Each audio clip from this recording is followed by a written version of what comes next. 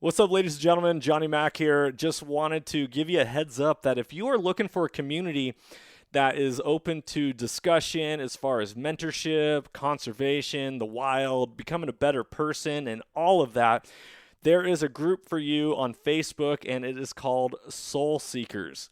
Soul Seekers, we are all about making ourselves a better person. We're all about making sure hunting lasts for generations to come and encouraging people to get plugged in. Whether you are someone who has something to give or someone who needs to soak it up like a sponge, this is a community for you, and I strongly encourage you that if you're on Facebook to join Soul Seekers, and if you're not on Facebook, hop on there just for that group. It is only going to be as powerful as we all make it. And so just remember that life happens for you, it doesn't happen to you, and that you can't outgive good. You can't outgive good, people. I want you to understand that, and I want you to believe it, because when we believe that and we lead with courage and we lead with intention, lives are changed, lives are transformed, just like on this podcast, transformation through primal adventure. Be blessed. Enjoy this episode.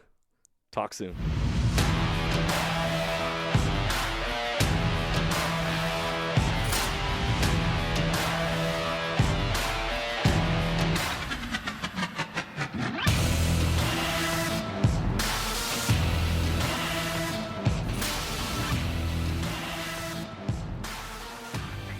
Welcome, ladies and gentlemen, to the Soulful Hunter Podcast. I'm your host, Johnny Mac. Through this podcast, I'm on a mission to transform lives through primal adventure and to spread my mission of mentorship as conservation. This podcast is powered by Washington Backcountry, a resource for all hunters, both new and old. To find out more about Washington Backcountry, go to wabackcountry.com or search for Washington Backcountry on Instagram, Facebook, Twitter, and YouTube. The Soulful Hunter Podcast is also proudly presented by the Crazy Elk Company. Based out of the state of Washington with products made in America, they are providing solutions with gear to problems you didn't even know you had. Their tag wallet is one of those solutions, and I had the pleasure of using it on all of my hunts this last year, and it is now a mainstay in my kill kit. The tag wallet is a water-resistant zippered pouch that comes with its own reusable zip ties to safely and securely store your notch tag for quick and easy access.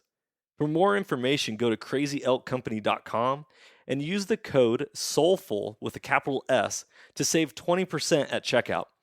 Be blessed, everyone, and as always, stay soulful.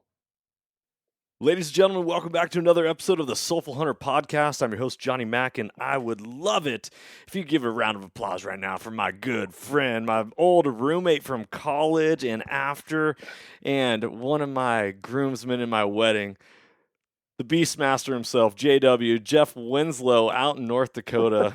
Jeff, what's happening, brother? Oh, man. Always bringing the energy. Always bringing the energy. Some nicknames never die, huh? Yeah. Well, what is it from the movie Sandlot, where Babe Ruth comes and visits Benny the Jet Rodriguez, and he's like, remember, kid, legends never die. As always, you're too kind, buddy. Right. I appreciate the intro. Heroes get remembered, but legends never die. Remember that, kid, as he puts the bat over his shoulder and heads to the closet. Man. By the way, that's one of my children's most favorite movies now. As it should be. My Americana at its finest. I know, right? Well, how old is he now? My 5-year-old. He's always like, "You play ball like a girl," and it makes me laugh. Especially when he says it to his mom. Anyways, JW, thanks for joining us for an episode of the Soulful Hunter Podcast, brother. And you, since last time you were on this show, that we were talking about your once-in-a-lifetime elk hunt that you drew in North Dakota, you've actually gotten into shooting quite a bit, and you have become quite the contender in the long-range shooting competition, and you're doing the rounds and all that. So I wanted to invite you on here to talk all about shooting, becoming a better marksman, becoming a better shooter, to become a better hunter. As I've dove into this hunting realm, I've realized that, sometimes, depending on what animal you're pursuing, you're not always getting them within bow range, and it's nice to be able to shoot consistently and accurately and lethally. Lethally? Is that the correct terminology right there? It Lethally sounds good to at me. long distance. So, real quick, J-Dubs, what have you been doing? What's your schedule like for this coming summer? I know that you're always talking about. Shout out to Grayboe, Team Grunt Tube, and all you guys. But what do you got planned for shooting? It's gotta be kind of an expensive sport these days. Um, yeah, it's you know, it can get expensive with travel and gear and whatnot, but and the price of ammunition, and the price of powder, and all those kind of things. Uh, I'm hoping to finalize my schedule here in the next couple weeks, but I'm looking at a couple of NRL Hunter matches, one in Laramie, Wyoming, and one in Belt, Montana, that are basically field style matches. A lot of top notch shooters across the country are compete at these matches, and I'm looking forward to getting to a couple of those. Uh, Me and you already mentioned the grunt tube, so we'll throw it out to those guys. The grunt tube, team grunt tube. That's the shooting team I rock with. Bunch of great guys. Josh Gregoire, he kind of put that thing together, and it's kind of um, his little brainchild. And we got a good group of friends and a good group of teammates that shoot on that, and we put together a 600 series with the help of our buddies down in Montana and South Dakota, and Wyoming. Dakota Rifle Company's been putting on a 600 match for the last couple years. It's a pretty low key match. What's a 600 Basically match? a KYL rack at 600 yards. Oh, 600 Oh yards. yeah. I mean, geez, 600 man, match you're talking to a bunch is of yep. people that listen to a hunting podcast that have no idea what long range shooting competitions might be all about. You're throwing out stuff like you're auto mechanic, Sure. like, yeah, it's this many pounds of torque and blah blah blah. And I'm like, okay, yeah, man, what's the gas mileage on this thing? Gotcha. So yeah. So the NRL Hunter match, I mean, that it's a field match, but it's a positional match. You have to be able to shoot at multiple yardages, probably out to say 1,200 yards, at um, various size targets. You have to find those targets yourself. You have to range those targets yourself. You have to engage those targets yourself within about a 4-minute time window. And the 600 series that Zach with Dakota Rifle Company and a lot of people up here in the Grunt Tube Boys are helping get together is actually a bench rest match. And for a lot of people at first sound, they hear bench rest match and they think 90-year-old dudes, but it's not that. It's a good time. It's a relaxed time. It's basically a 600 yard at KYL rack, which is uh, 5 targets, 12 inches down to 2 inches. And your goal is to, you know, shoot, obviously shoot off at targets, but, you know, your goal is to have 5 volleys and accumulate a high score and whatnot. And then let's see, we have some PRS matches or some positional matches that we're going to get to. We have the Team Grunt Tube Challenge that's really taken off, and uh, Josh, he's pulling the reins back. There's people that are wanting to get into it, and we have people calling and hey, when's your match and different things. And but we're keeping that. We're still keeping that kind of an invite only, and we're looking forward to that. The Badlands Steel 600 or the Badlands Steel Challenge in September. So it, it fills up. It fills up quick. Needless to say, once April kicks off, I'll be out and about and shooting quite a bit. All right, man, that is quite a list that you rambled off right there, big dog. I love it. So talk a little bit about this. Was it NRL Hunters Challenge? Because didn't you actually you wrote an article that we're going to be posting on WABackcountry.com as a part of a gear review, and that was on the Grayboe Phoenix stock. So that is a part of your build for your hunter series. Is that what you use that gun for? What's the requirements? Because NRL Hunter series sounds a lot more cool than bench rest matches and all this stuff. It seems more applicable for hunting. Like the average hunter, how do you get better at shooting? Well, you go shoot and then shoot in scenarios that are going to help you kill animals rather than ring still prone at 1400. Right, and you're right. It does, and it is more applicable. The gun that you're talking about, there's a few different weight classes in the NRL Hunter series, and I'm going to be shooting in the open light, and as a result, I have to be under 12 pounds for my gun. The Grayboe Phoenix was a perfect stock for what I was looking for.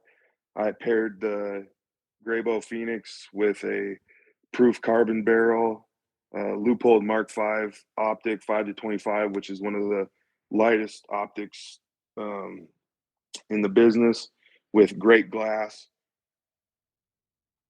trigger tech trigger, Zermatt TL3 action, a lot of really high end components. But it really goes back to that stock, and the total weight of my build is right at 9 pounds, which I'm sure some of your the people listening to your podcast and the hunters and the Western hunter, the ones that are in the mountains out there really beating feet and whatnot, 9 pounds, that's a pretty lightweight rifle. Can it get lighter? Sure. There's always things that you can do to get your rifle a little bit lighter, but I felt like 9 pounds was perfect for what I was trying to accomplish with that build. And I mean, thanks to Grayboe with that stock, and the features on it are insane, and it shoots so well. It's pretty smooth when it gets in your hand, and I'm looking forward to getting that thing out again this summer and really showing some people what that thing's all about.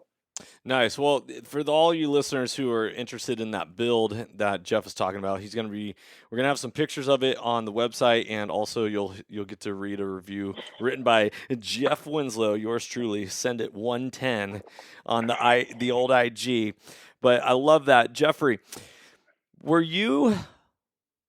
Did you start shooting like these long range shooting competitions because you wanted to become a better shooter, a better hunter? Or like, was it fun? And do you take away from these long range shooting competitions and apply it to your hunting? Has that made you a better marksman when it comes to shooting animals? Oh man, there's a lot of stuff to unpack in that question. It's a good question. It's multifaceted. To answer the first part, I actually got into shooting long range on a gas gun or an AR platform. It was an AR-10 chambered in 6.5 Creedmoor. Josh Gregoire helped me put it together, and really, basically what I was looking to do is just I wanted to hang out with the boys, and the guys were always talking about going and shooting prairie dogs and doing these different things.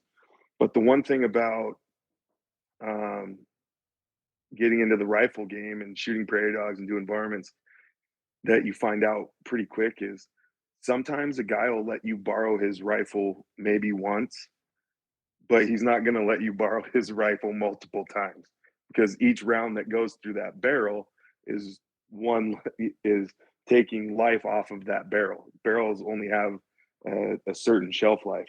So it became apparent to me that I needed to build something so that I could go out and hang out with the guys and shoot prairie dogs and have a great time doing that. And so I ended up going with a gas gun, an AR-10 6.5 Creedmoor from Aero Precision.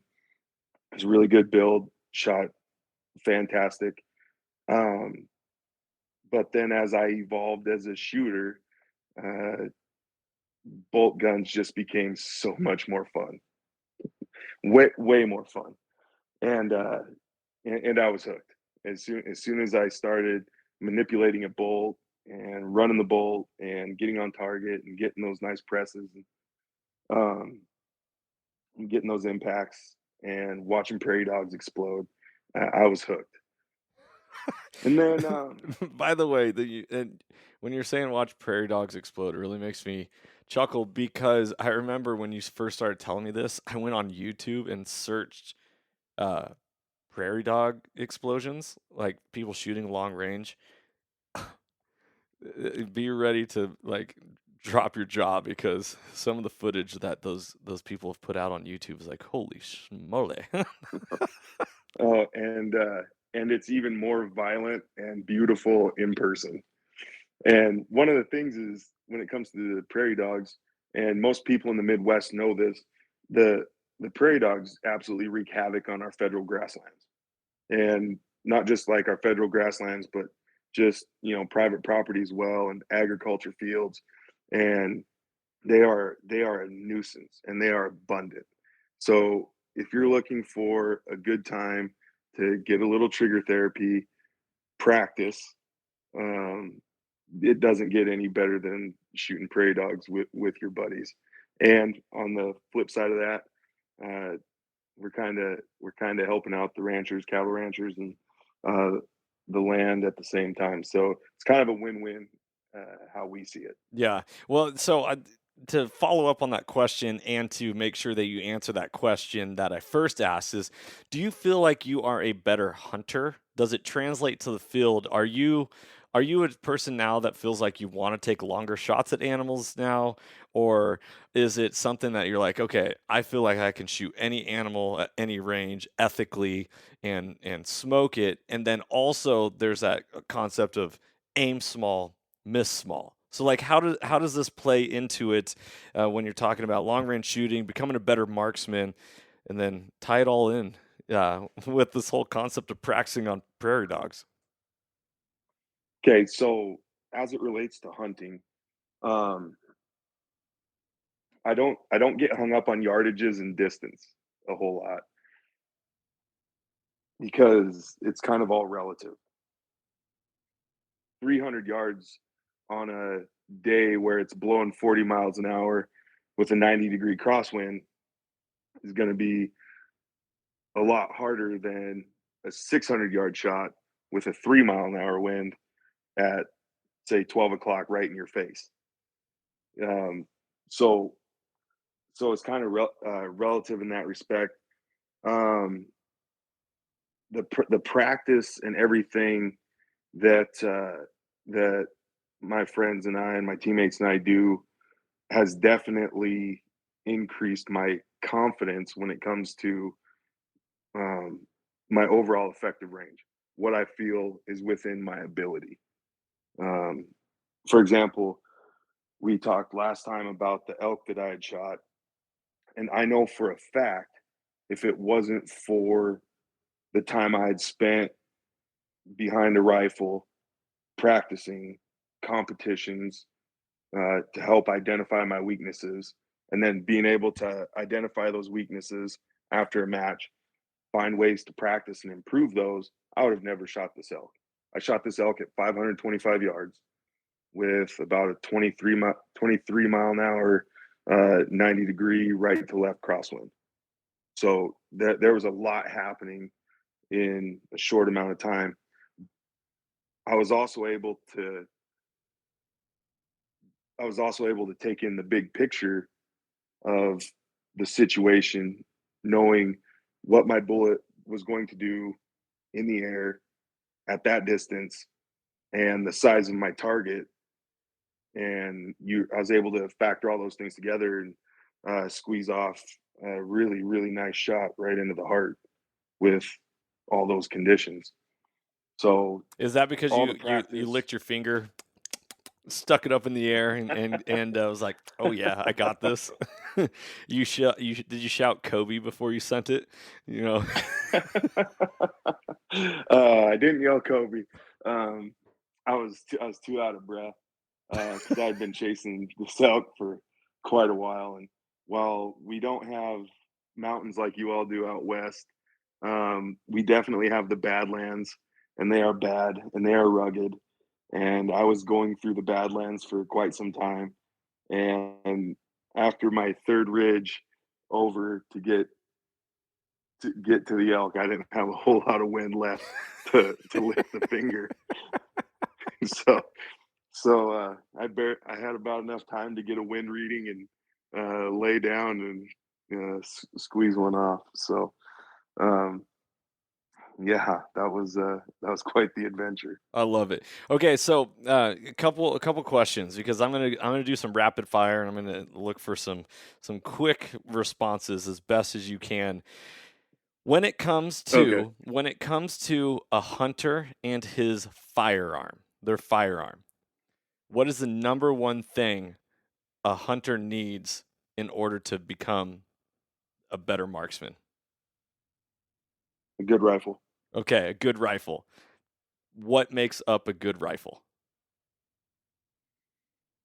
Ooh, that's a that I mean that's a good question. I mean, there's various opinions, but uh, starting with the you know rifle to person connection, you got to have a great stock.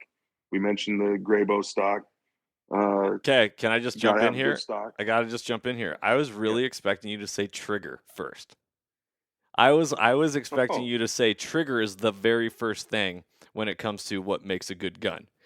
Because a lot of people get trigger flinch and they pull triggers. I don't know. Go ahead, talk us through this. That's interesting that you said stock yeah. first. So I'm looking at good stock, good action, good barrel. I mean that's really what I'm looking at. And the thing is that's why we refer to these like rifles. We refer to them as rigs or systems. It's really the sum of the parts. No one part is more important necessarily than the other. They all work together. If you wanted to make an argument for the most important piece on a rifle, I'd go to the optic, Hmm. right? Okay. That would be the direction I would go. Hmm. But as far as what makes a good rifle, um, I mean, it really starts with a good foundation, and I'm not talking about the stocks, uh, uh, or the brand that is, but a good stock, um, good action, uh, one that's not sloppy, one that's consistent, one that's repeatable, uh, a good barrel, a nice barrel, um, which helps with overall consistency. Trigger is nice. Trigger is nice. You know, you definitely don't want to be pulling a 5.5 pound trigger, Hmm. but you don't need to be pulling a 10-ounce trigger, competition trigger, when you're up in the mountains either. Right. I have my uh, hunting trigger set at 1.5 pounds, I think, Which is which compared to very light still. my competition, right, which compared to my competition trigger, which is set at, I think, just under a pound. Hmm. So, um, but that still doesn't change your mechanics. I feel like a lot of people will go and get a lightweight trigger, and then their mechanics go out the window, and they just start slapping their trigger and not getting that nice squeeze and follow through like you should. Interesting. Okay, so let's break that down a little here, because I like what you're talking about. I'm actually recording a podcast. A little shout out to Joel Turner of Shot IQ. We're going to be doing an episode all about archery shooting coming up here in the next couple weeks, and we're going to be releasing that. However, you, Jeff, are also a National Archery in Schools instructor, and so am I. And we Yep. always talk about, when it comes to archery, don't punch your trigger, and it's all about your follow through.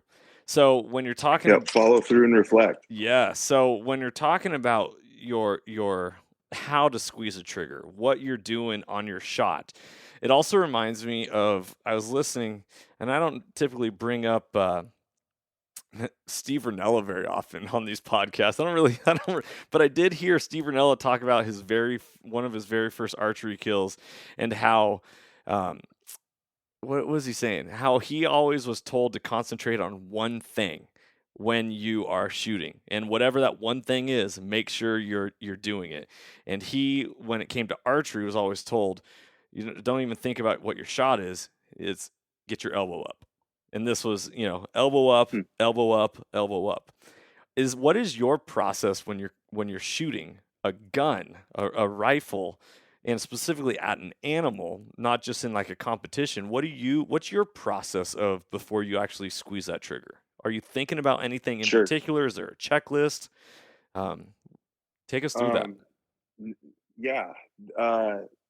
There's tons of information out on the internet. I know Phil Vallejo down at the Modern Day Sniper down in Wyoming, he talks about his shooter's checklist quite a bit. And when I was kind of getting started, or when he kind of mentioned that stuff a few years back, there's a few things that I really try to focus on, when I'm getting ready to get behind my rifle.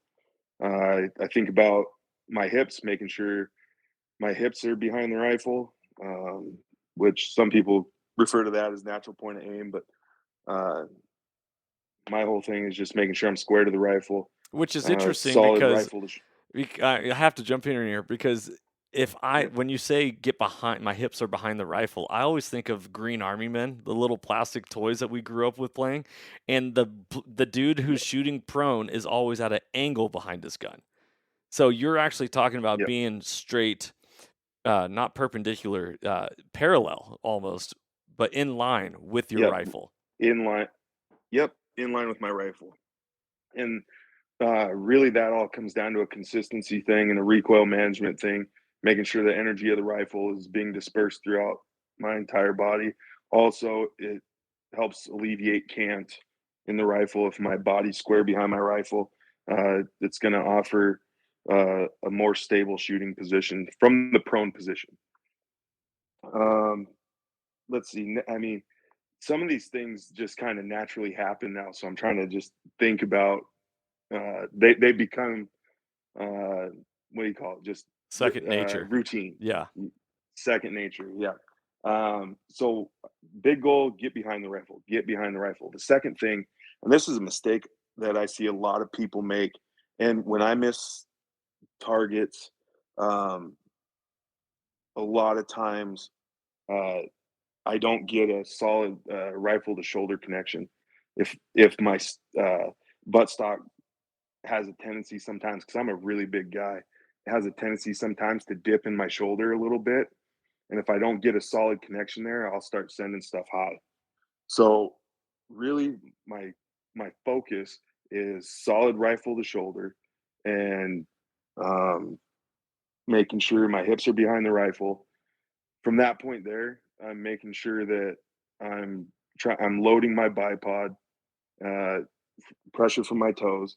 And then the last thing that you'll hear me do before I squeeze the trigger anytime is just take a deep breath. You'll hear me exhale. Some of my videos, even the video of the deer we shot this year, the last thing you hear on the video before the gun goes off is me exhaling. Interesting. And that's kind of my cue for everything is where it should be. My hand is where it should be. My hips are where it should be. My cheek weld is where it should be. And if my hips and my rifle to shoulder connection is good, then my cheek weld is going to be spot on.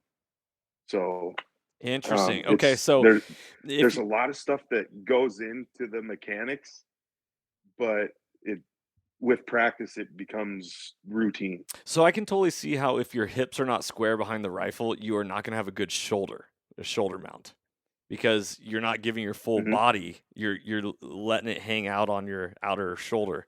That makes sense. When you're talking about loading the bipod. For people who don't actually understand what that means, what is loading the bipod? Because I feel like I've tried to load the bipod at times, and I do, use the word try because I don't actually know if it feels comfortable. I'm more or less laying down, putting the gun on a bipod on whatever surface, and I rather get my shoulder behind the gun comfortably rather than like I'm not thinking about loading the bipod. Sure. So the whole idea of loading the bipod is when I'm laying prone, my feet are wide. I will take the inside part of my toes or the tops of my feet, and I will start pushing my weight gently forward. And that pressure that I'm creating through the rifle stock to the bipod puts a fair amount of tension on that bipod. And really, what that does is it stabilizes your shooting position and it stabilizes your bipod. So are your bipod legs are in the ground and you're pushing your gun forward on it or pulling your gun back on those Yes, bipod legs? yeah, good question. I'm pushing it forward. And I know some guys, they like to push it forward and then they like to gently bring their rifle back to their shoulder with their hand, right? Their the hand that's um, on their palm well or the hand that's on the rifle. They'll try and gently bring it back into their shoulder. Either way is fine. For me personally, I found that if I can get a fair amount of tension on the bipod or a comfortable amount of tension on the bipod, and I have a solid rifle to shoulder connection, I really don't have to have a rear bag or any kind of support for the rifle itself in the back because it's so stable. The rifle itself is so stable. That's so okay. So that was one of the things that I asked Ian Kelbley of Kelbley's Rifles what Mhm. he recommended is like what are the top things to make yourself a better marksman? And he said a rear bag. So you're saying if you can actually load a bipod properly, and we're talking hunting, we're not talking bench rest shooting or competitions. We're talking out in the field, practical application. A rear bag is going to make you a better shooter, but you're saying if you load the bipod properly, you might not even need a rear bag.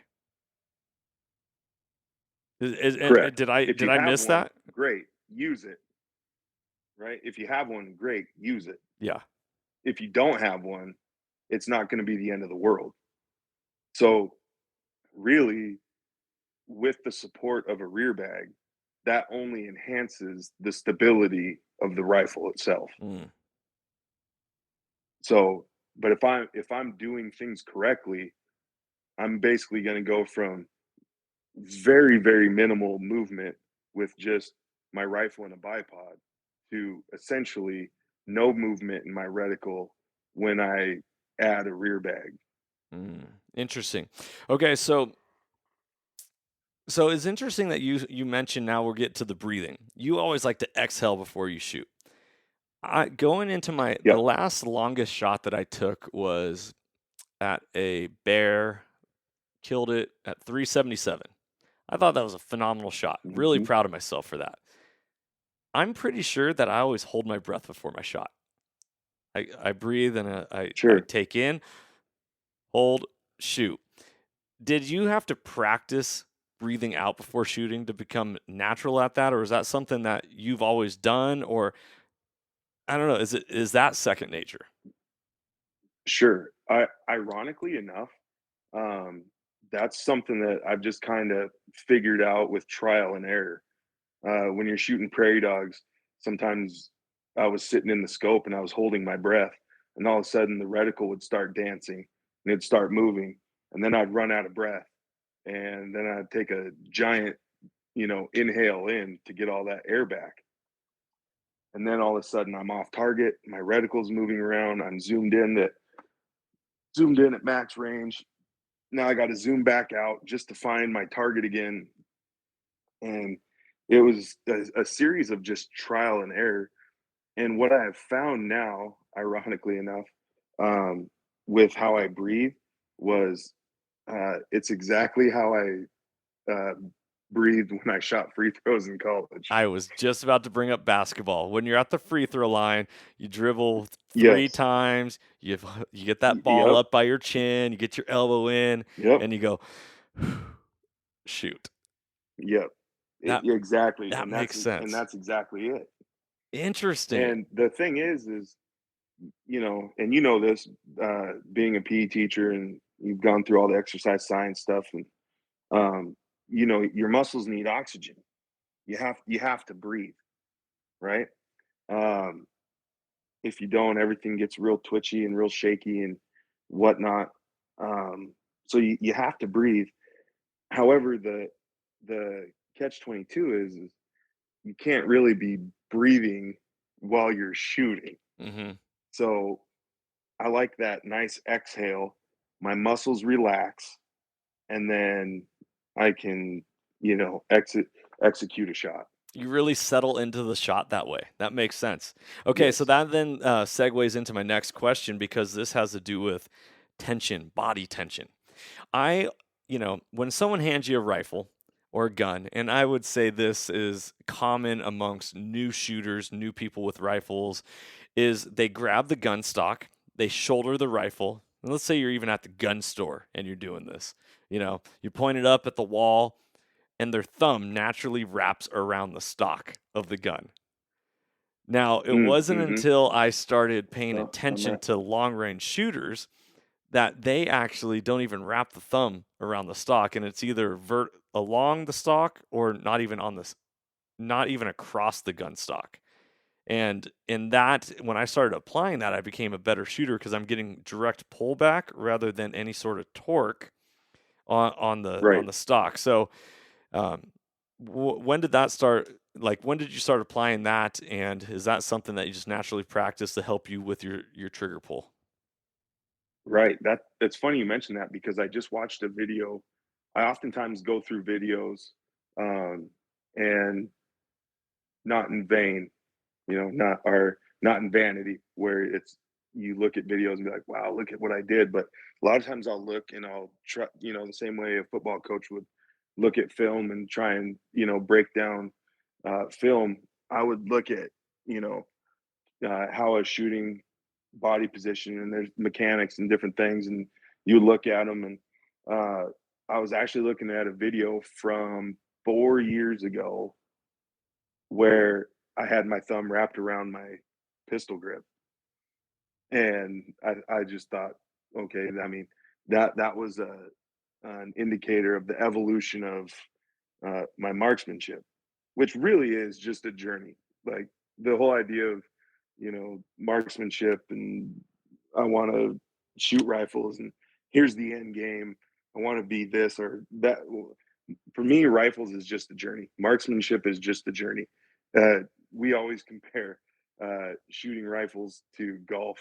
We always, say shooting rifles is like golf, but for men. Um, it, it it really is a journey, and we're always learning, and that it's always evolving, and there's always someone smarter that you can learn from, and it's a real interesting journey.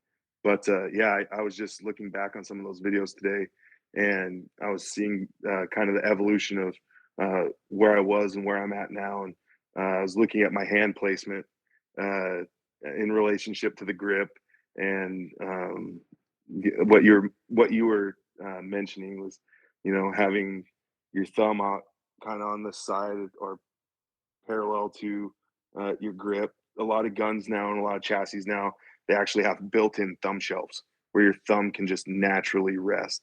So it helps eliminate cant and torque, and helps with that trigger press tremendously. Interesting. Yeah, it wasn't until I told two shout out to Two Shot Tony, my my hunting partner, my stud. When I took him to the range and I told him, I was like, "Hey man, don't wrap your thumb around the stock." He was like, "Holy smokes, man! I didn't even I didn't even realize that really made a big difference on my shooting." And I was like, "All right, well, it's time to put Hmm. it in the field." Okay, here's a And a question. lot of times, oh, I was No, going to mention too, a lot of times too, with your thumb, Um, I like to keep my thumb kind of on the thumb shelf for the spine because I also use my help use my thumb for bolt manipulation.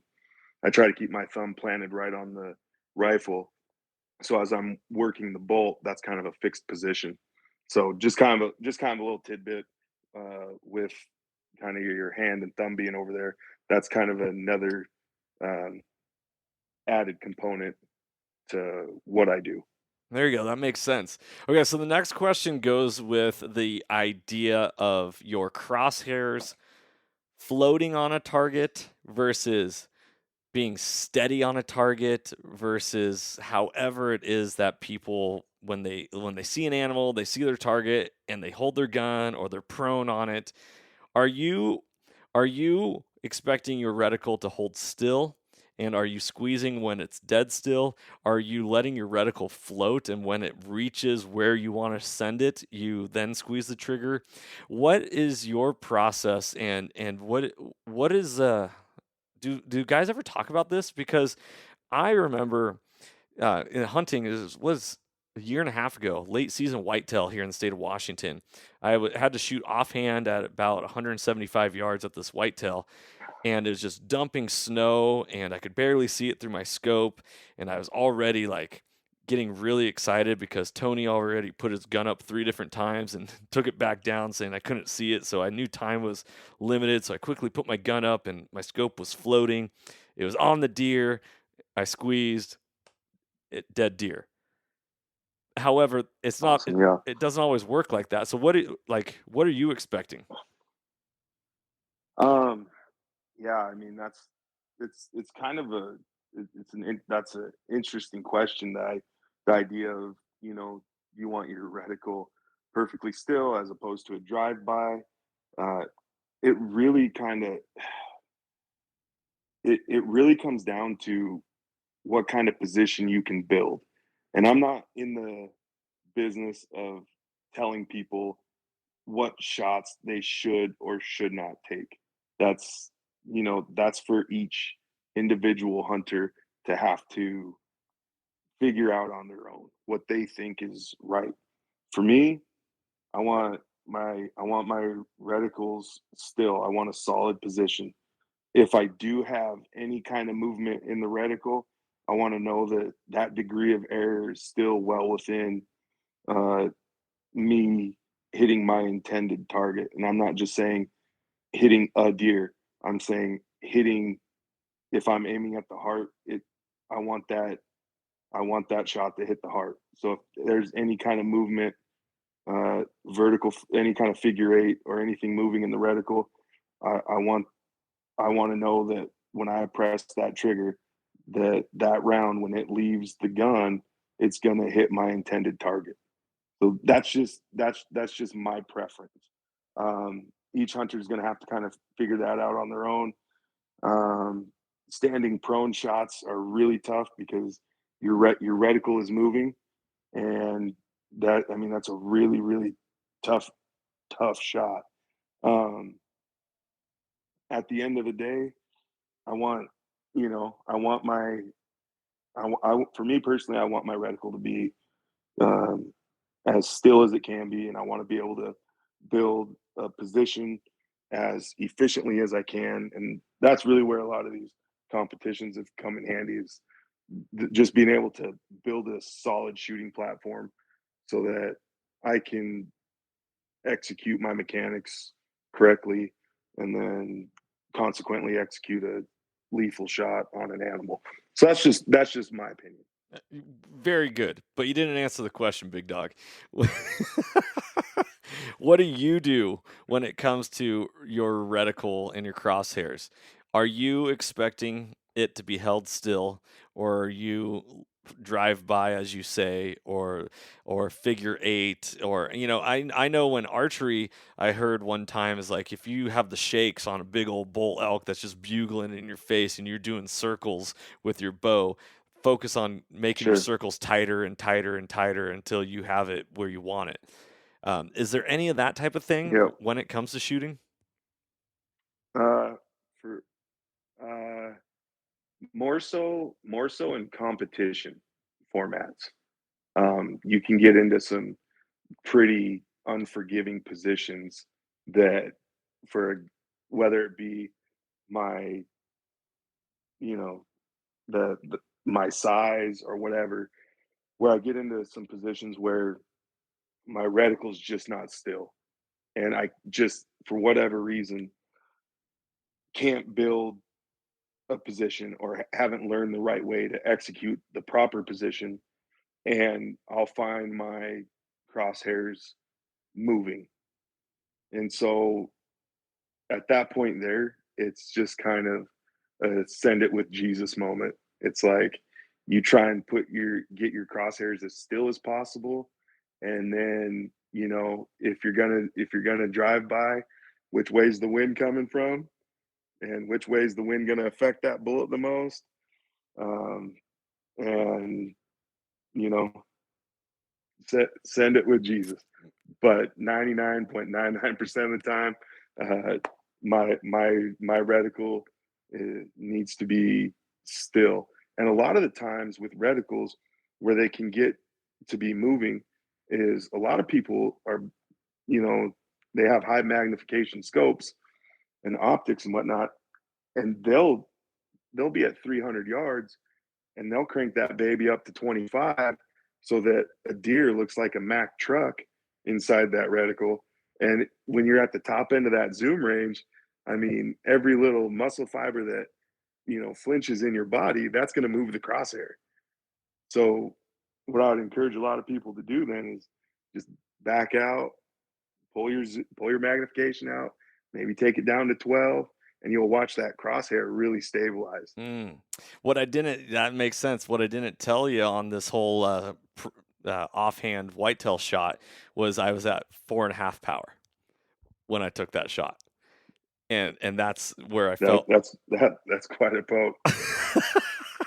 Well, I didn't have time to, you got to think on your feet and be able to send it. So, man, there's so much that you're talking about. Go ahead. At the end of the day, when it comes to hunting and animals dying, like I told you earlier, it I don't like to should people. That's not my position in life. I do not like to should on people. Mm-hmm. You should do this, you should do this, you should. We get enough of that as it is. You know? Right. I don't want people telling me how to hunt, and I don't want to tell other people how to hunt. So that's kind of that. The other statement that I always tell people is you don't get style points for hard shots. Like dead is dead. Right. Like, like no one's handing out trophies for, your deer that you just shot. Mm-hmm. For me, it's all about the meat. It always has been, always will be. I'm doing my best to execute shots that's going to provide me the most amount of meat, that I'm not going to damage any meat. So, I'm not going to shoot on people. That's not my position. And also, you don't get style points for how dead you killed something. Dead is dead. Whether you hit it in the heart, you hit it in the lungs, or you broke down a high shoulder, and dead is dead. Right. So that's my soapbox. There you go. You're sticking to it. I love it. When it comes to hunting, versus obviously when you're long range shooting, everyone's rocking that first focal plane. But do you Yep. when it comes to hunting, a second focal plane scope is your standard scope. But how much emphasis would you put when it comes to hunting that like people need to, would really pay off being a better shooter if they're rocking a first focal plane? And don't shoot on people, right? This is your opinion. Yeah. I get it. Yeah. First focal plane, second focal plane. It's an interesting topic. The best way I know how to say it, for me, I shoot all first focal plane, everything. I don't own a second focal plane optic. That way, when I'm going throughout my magnification range, my zoom range, from 5 power to 25 power, I know that my subtensions are correct. I don't have to make any adjustments or do any mental math on the fly. Uh, what I'm saying is um, 1 minute at 4 power is the same at 5 power and 15 power and 25 power. That 1 minute hash is 1 minute is 1 minute is 1 minute. Second focal plane, that's not the case. Usually with a second focal plane, uh, you're gonna have to be at the end of your magnification range to achieve 1 minute is 1 minute is 1 minute, or 1 mil is 1 mil is 1 mil. And you start breaking down like halves and thirds and trying to figure out, well, I'm only at 6 power on a 25 power optic. So 1 minute is actually what, to me, that's just too much going on. The draw, I think, for a lot of hunters with second focal plane reticles is the fact that the reticle is nice and small, and the reticle is not getting bigger or smaller through the magnification range. Mm-hmm. So a lot of people really like that. For me, if I'm dialing it and I've got a lot of things going on and whatnot, the last thing I want to worry about is, am I on 22 power or am I on 12 power? Right. So I want, keep the main thing, the main thing, the main thing. I want 1 minute to always be 1 minute. And yes, for all the people that are listening, yes, I shoot minutes.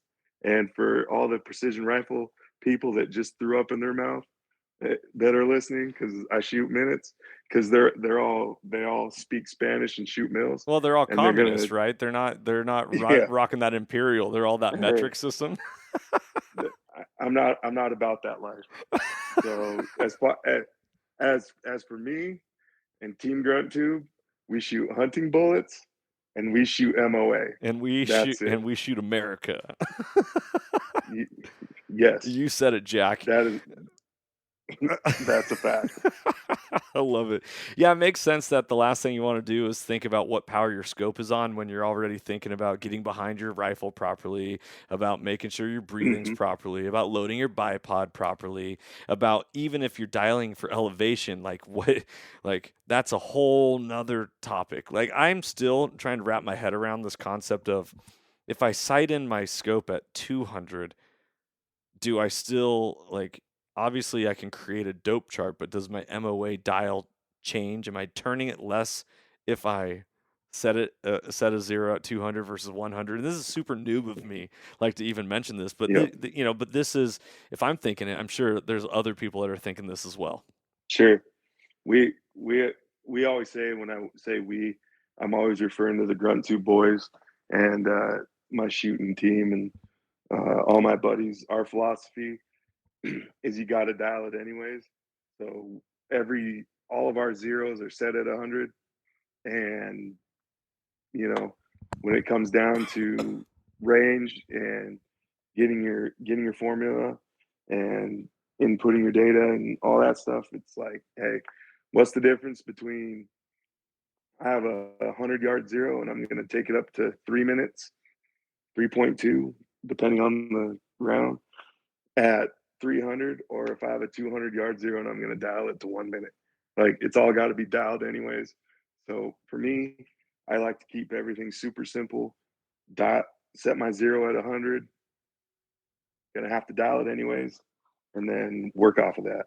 Man, I love it. I love it. When it comes to the concept of aim small, miss small, do you find yourself when you're shooting more longer range, and especially at animals, because it's not like you have that bullseye target, right? You don't have that specific small spot to aim at. When are you looking at a crease behind the back shoulder? Are you looking at a color change line?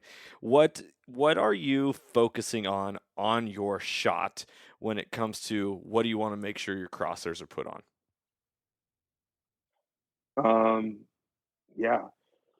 So really, when I'm setting my crosshairs or any of my hash marks, on target, especially at distance, my my first shot is usually going to be what my dope says. If my dope says 20 minutes of elevation and 5 minutes of wind, I'll set my 5 minute hash right on the middle of the target.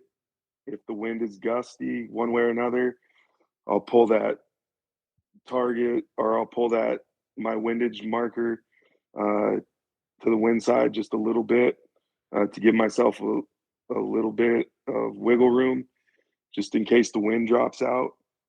And then really, and this is a work in progress for most shooters, and this is a skill that I think really separates a lot of really good shooters, is just the ability to spot your misses through your reticle. And that's where great glass comes in handy, and there's a lot of stuff that goes into being able to effectively spot your miss, but being able to spot your miss and make that correction on the fly, that is a huge asset to any hunter or any rifleman or marksman that's out there shooting guns. If you can spot your misses, you can make your corrections, and that's where I go from there. So initially, my first shot is always going to be what my dope says. Somebody says, "Hey," people banter at competitions. You can hear people, you can pick people up. Like I'll hear someone say, "Hey, I shot that at a 7 mile an hour wind," and all of a sudden I might look down at my wrist board. My wrist board says I'm shooting it at a 5 mile an hour wind. I'll probably make a correction and say, "I'm going to shoot this for 6 and see where this goes." But for the most part, I usually take my dope on my first shot, send it, try to trust it as best I can, and then spot my misses and make my corrections from there. Right. That makes total sense. When you're shooting at an animal though, what are you focusing on? Are you just focusing on front shoulder, the crease, applying this towards hunting purposes? So you don't get second Yep. shots in hunting. So you don't get these, well, you might, Right. but it's got to be one Right. shot, one kill type thing. You got to hit it. You got to hit it on that first go around. So are you focusing Yep. on a small part of the animal, or are you focusing more on like the kill zone, heart, lungs, liver, or you really focusing on the small spot? Uh, yeah. Depending on the distance, um, but more times than not, um, I'm setting my reticle uh, right right in the heart, right in the vitals, right in the pumper. Every now and then you get lucky, and an animal has a unique uh, like birthmark or some kind of marking on it that you can pick up, and that might help you as a reference point or something to fix on. Um, but for the most part, I'm setting my reticle right on the heart, and you know, trying to take that bullet to Pump City. If I get things, or if I feel like the conditions are appropriate, um, I know lots of people in the hunting world that would turn their nose up at this, but screw those guys.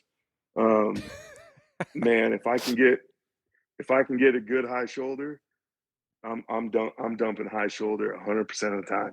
Well, I'm pretty sure that's where So Ryan Lampers always aims. He says he's a believer in the high shoulder.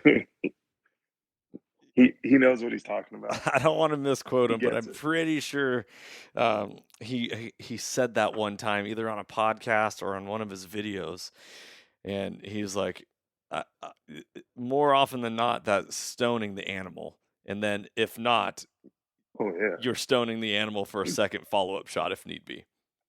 Oh, So we're killing. Hey, t- look, man.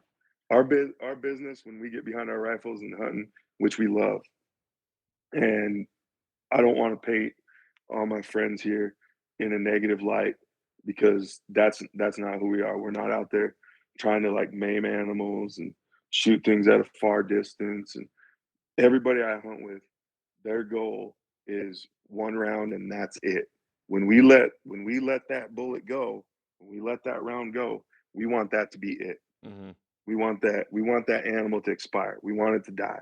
That's our goal. That's my goal. That's my buddy's goal. And we've found through experience that if the situation presents itself and we can get a nice high shoulder, I mean, we're taking that thing. No track jobs, no nothing. DRT, RT. That's what we say. We say it all the time. It's hilarious. Some people might find it amusing. Some people won't. Like I said, this is just us living our life, and we always say DRT, RT. Dead right there, right there, like The extra dead. emphasis. Yeah. It's Yes, down. right there. It's down. Yep. I love it. Well, Jeffrey, this has been a lot of fun, man. A lot of interesting conversation and stuff that I'm going to start applying specifically when I get behind my rifle. I'm going to be heading to Idaho for a spring bear hunt with initial ascent coming in second week of May, and I got a feeling that I might be shooting at 450 or more on that trip, and I really want to make sure what I'm shooting at I'm going to be killing. So anything I left on the table, anything that you feel like you want to add to Well, this conversation or wrap up on this podcast? man, we could talk about this stuff for days. It's I mean, we haven't even got into wind yet. I mean, there's rabbit holes on rabbit holes on rabbit holes. Um, I know you're shooting that new Kelbley's rifle that Ian got you hooked up with. Ian's also the title sponsor for the Badlands 600 series. Kelbley's rifle going to be our title sponsor, so pretty excited about them. So we'd like to get you out to North Dakota at some point in the future. Maybe shoot a match, maybe shoot the grunt tube, shoot some prairie dogs for sure.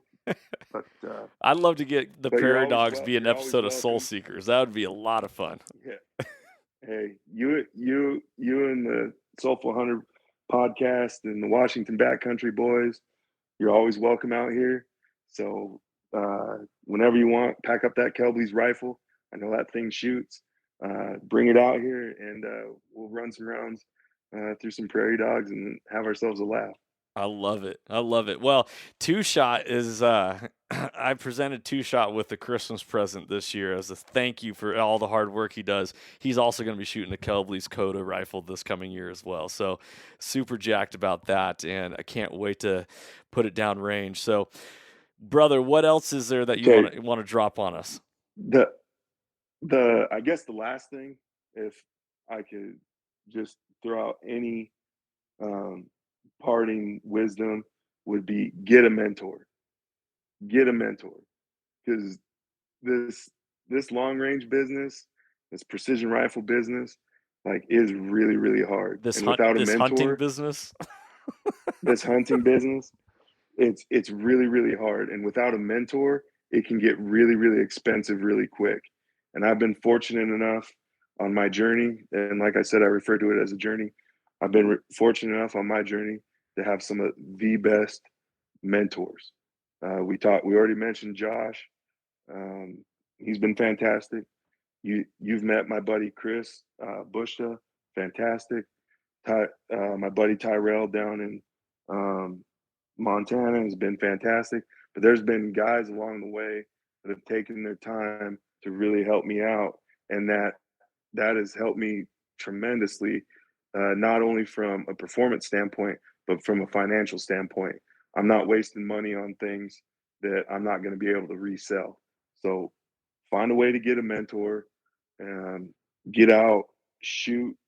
If anybody ever has any questions after listening to this, they can get a hold of me on Instagram, shoot me a message. I'd love to help however I can.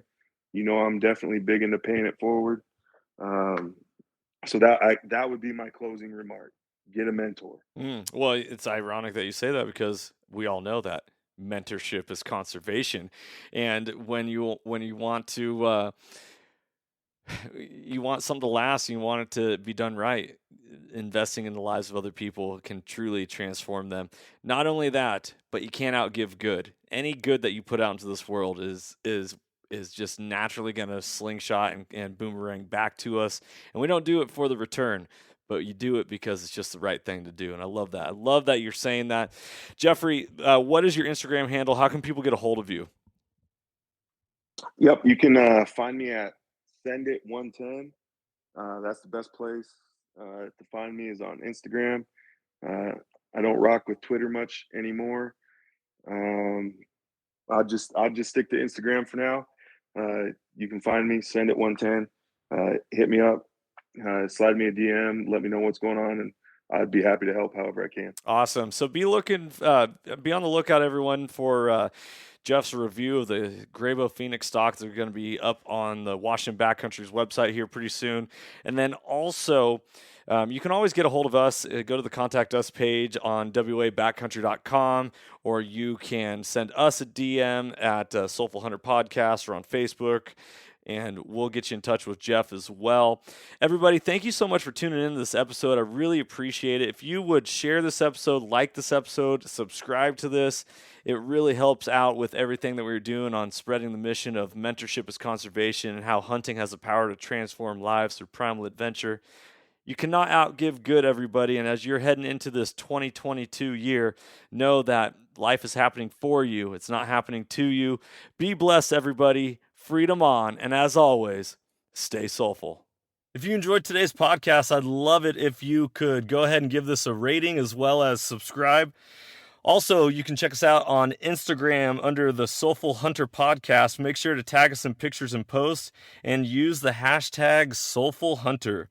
To find out more about the Soulful Hunter Podcast, go to soulfulhunter.com and be sure to follow the podcast as we are going to be bringing you a lot of great information, insight, and changing lives through primal adventure. I look forward to connecting with you on the next episode. Stay tuned and stay soulful.